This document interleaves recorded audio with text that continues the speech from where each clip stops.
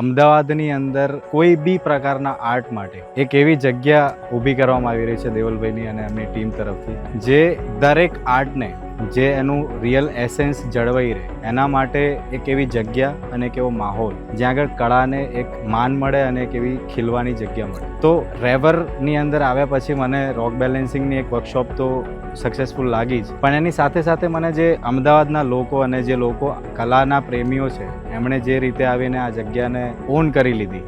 કલાને ખીલવા માટે એક કમર્શિયલ માહોલની જરૂર નથી, કદાચ એક રો માહોલની જરૂર છે જે આર્ટસ્કેપ પ્રોવાઈડ કરી રહ્યું છે. બહુ અમેઝિંગ એક્સપિરિયન્સ રહ્યો અમારો અને અમારા પાર્ટિસિપન્ટ્સનો. તો thank you DNC Artscape રેવરની team અને દેવલભાઈનો ખાસ કરીને ખૂબ ખૂબ આભાર, જેમણે કલાના એસેન્સને સાચવી રાખવા માટે એક પહેલ કરી છે, જ્યાં આગળ કલાને ખરેખર અને કલાકારોને ખાસ કરીને એક માહોલ મળી રહે જ્યાં આગળ એ લોકો પોતાના કલાને જાળવી શકે.